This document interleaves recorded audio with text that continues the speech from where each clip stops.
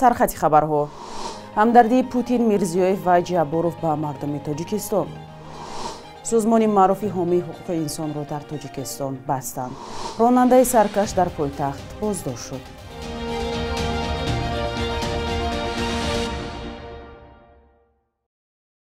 سلام بیننده‌های عزیز، با امید صحتمندی شما نوید بامدادی را با آخرین خبر و گزارش‌ها تقدیم می‌کنیم. امروز 17 فеврал است.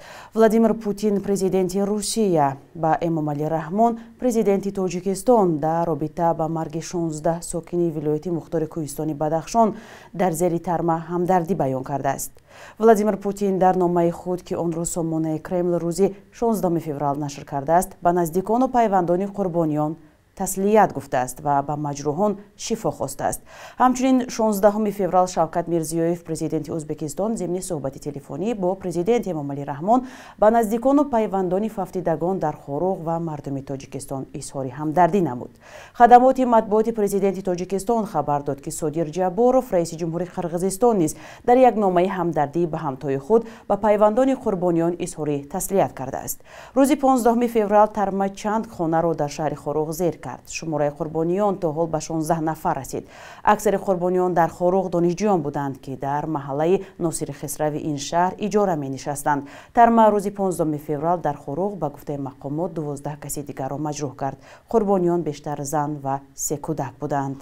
با پیشنهاد وزارت عدلیه تاجیکستان فعالیت یک سازمان معروف حقوق انسان در کشور قطع شده است. با اطلاع این وزارت کار تشکیلات مرکزی مستقل اوید به حفظ حقوق انسان هفته پیش با حکم دادگاه ناحیه اسماعیل سامانی دوشنبه ختم گردیده است. نمایندگان این سازمان گفتند حالا این مسئله را شرح دادن نمیتوانند. اسدالله حکیمزاده معاون وزیر عدلیه تاجیکستان روز 16 فеврал هنگام یک نشست خبری گفت مرکز مستقل اوید به حفظ حقوق انسان برای سری وقت پیشنهاد نکردن آگاهینامه مالیوی و دیگر قانونشکنی ها منع شده است. شورای دولت و رهبر اجرایی سازمان مرکز مستقل اوید به حفظ حقوق انسان در صحبت با رادیو آزادی گفت عین حال رسمیاتی برهمدهی رفته ایستاده است، بنابراین یگان شرح دادن نمیتواند. تشکیلات جمعیتی مرکز مستقل اوید به حفظ حقوق انسان از حقوق شناسان و گروه ادوکات های عبارت بود که در پرونده های پرسر و صدا از حقوق شهروندان رایگان حمایت میکرد. ادوکات های این سازمان از حقوق بعضی از ژورنالیستان تاجیک در این چند ماه اخیر نیز در مرافعه های دادگاهی حمایت کرده بودند. مرکز مستقل اوید به حفظ حقوق انسان سال 2010 تأسیس یافته در وزارت عدلیه تاجیکستان رسما ثبت نام شده بود. دادگاه عالی تاجیکستان گفت شکایت عبدالستار پیر محمدزاده روزنامه‌نگار تاجیک درباره شکنجه تصدیق نشد. پیر محمدزاده قبلا در نامه گفته بود او را در اداره پلیس شهر وحدت زدند و کوفتند و به برق مانده و جانش را به لب آوردند تا به گناه ناکرده‌اش اعتراف کند. صرف نظر از این دادگاه ناحیه اسماعیل سامانی روز 26 دکبر سال گذشته روزنامه‌نگار را به 7 سال زندان محکوم کرد. عبدالقهار تقاضاده دادرس دادگاه عالی 16 فеврал ضمن نشست خبری گفت عبدالستار پیر محمدزاده در وقت مرافعه از شکنجه شکایت کرده است. دادرس دادگاه عالی افزود در جریان سنجش دادستانی شکایت پیر محمدزاده درباره شکنجه تصدیق خود را نیافت.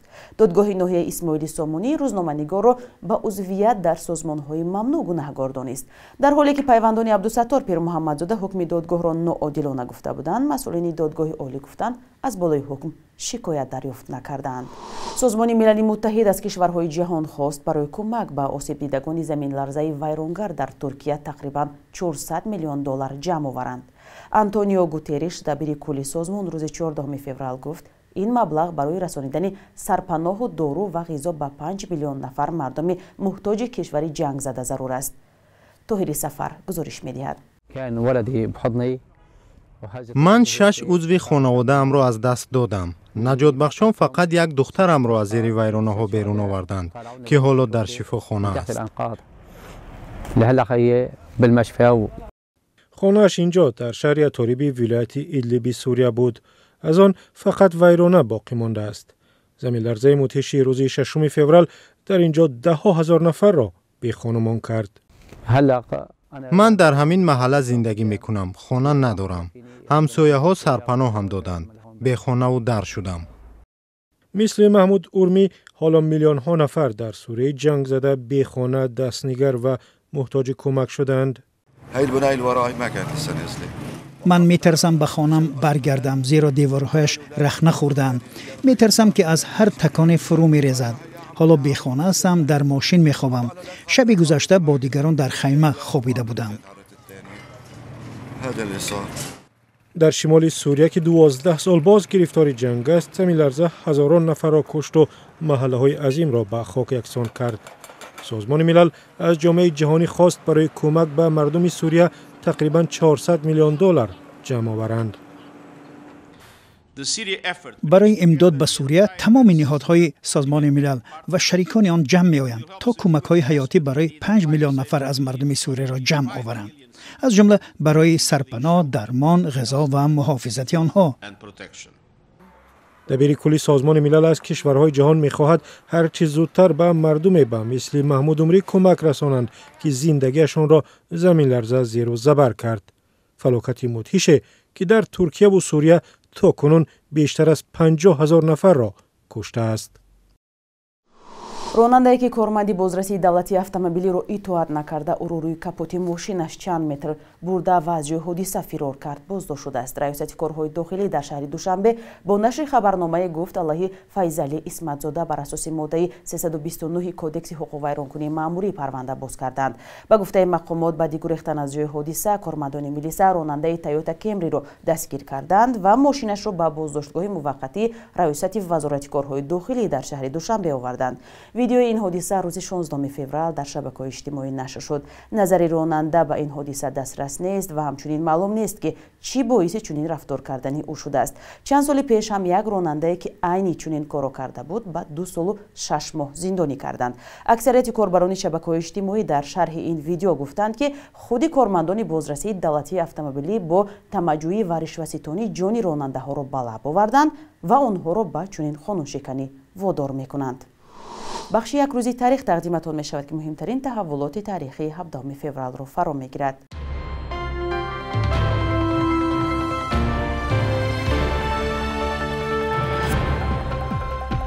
феврали соли 2019 президенти тоҷикистон ба ҳамаи сохторҳои қудратӣ фармони бозгардони ба навиштаи ин санад афроди гумроҳшударо ба кишвар содир кард. манзур аз гумроҳшудаҳо онҳое буданд ки дар узвияти созмонҳои ифротгарову террористӣ гумонбар шуданд.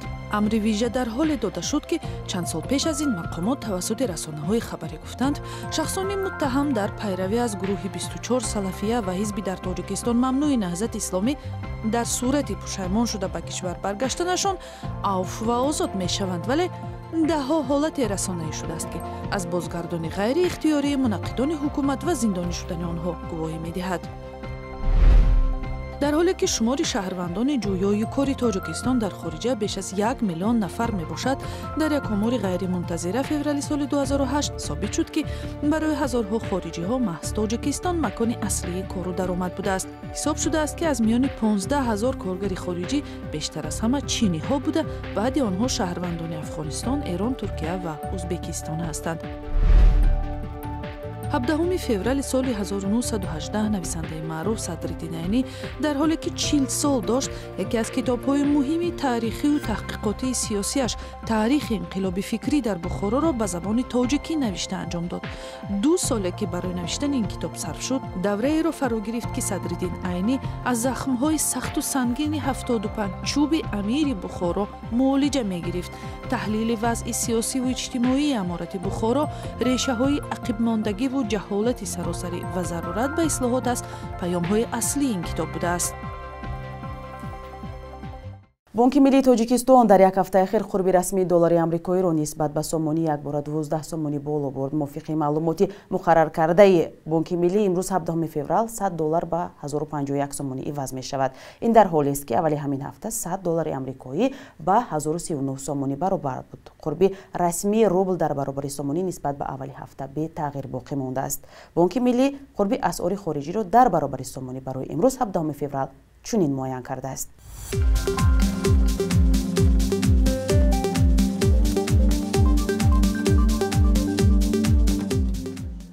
бинандаҳои азиз, шумо навиди бомдодиро тамошо кардед. навиштани назару пешниҳодҳои худро ба мо фаромӯш накунед. то дидори баъдӣ дар ҳамин барнома. худо нигаҳдор.